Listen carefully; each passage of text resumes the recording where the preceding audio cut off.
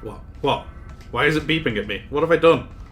Just because I haven't played this game in a while doesn't mean you can sound the alarm when I actually log back in, does it? Ugh!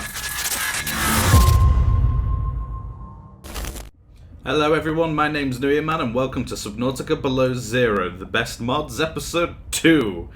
Welcome back. Okay everyone, so the first mod that we're going to be looking at today is Time Eternal by Mr. Purple 6411. Mr. Purple's quite lucky this week, he's got 2 mods of his on my list.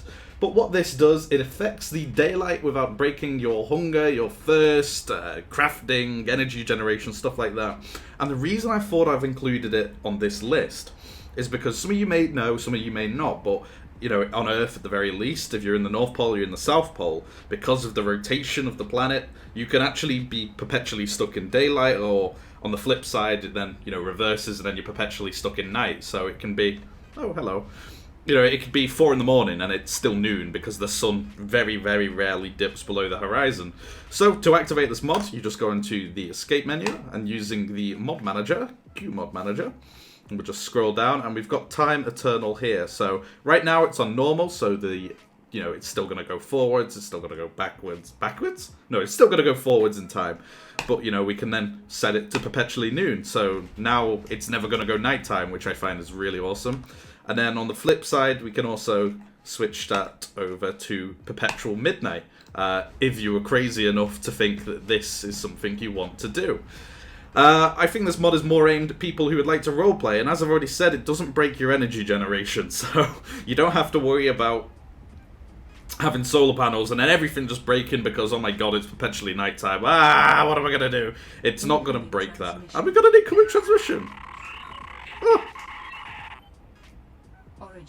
What? Don't interrupt me. 200 meters depth. I don't care. Shut up, GLaDOS.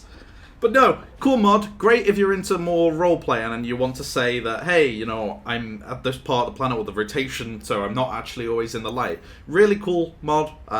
Better for role-playing, less functional than some other mods, but it's also helpful for making videos because I can always keep it daytime. Right, next mod. Okay, now this mod I find really cool. It's called the Better Sea Glide mod by IHateTN931.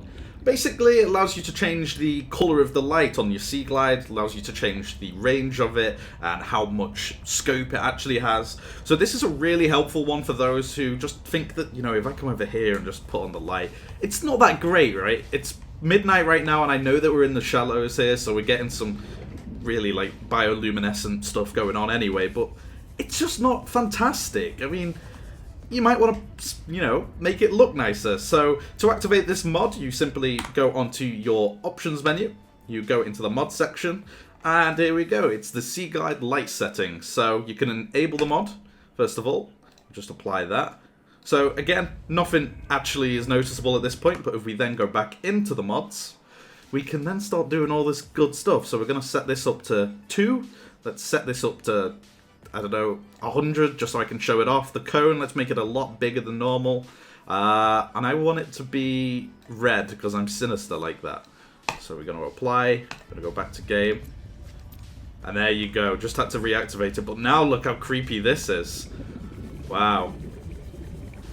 So let's try something else actually as well, because I kind of think this is quite cute. Let's go green. Obviously you can, it's on the red, green, blue scale, so you can make this any colour that you wanted to. I never learned that in school, so I don't know how to make colours. We'll turn it off, turn it back on again, and oh, now everything's infected with the Kari disease, or however you pronounce it. Oh dear.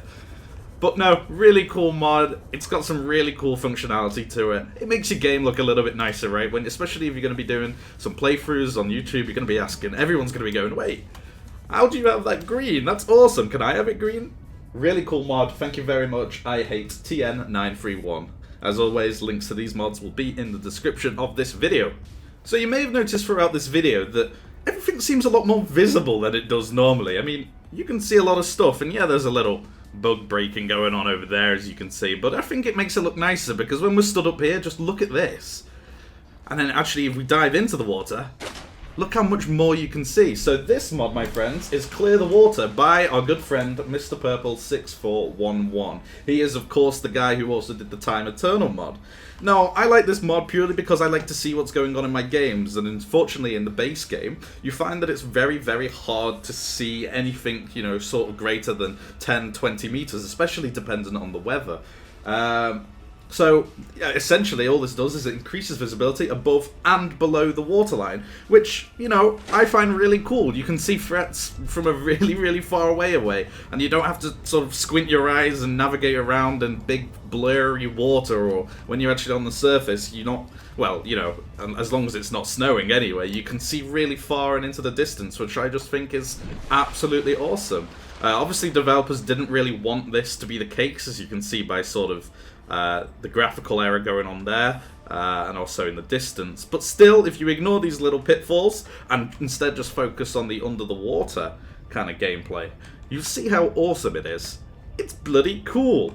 But that is the last mod of this episode. There will be more coming as more and more mods are being released for Subnautica Below Zero. I have noticed that more and more people are now developing it. I know I had the developer of one of the mods I featured on my last episode say that a lot of the reason why modding's really slowed down at the moment was because of the Big Little update, which it wasn't meant to break everything, but it did break everything.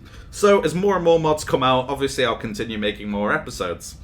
If you're interested in any of the developers who have created these mods, and you actually want the links for them yourself, then please look in the description of this video. I will include a link along with the author name and a small synopsis of what the mod does, taken from the mod page.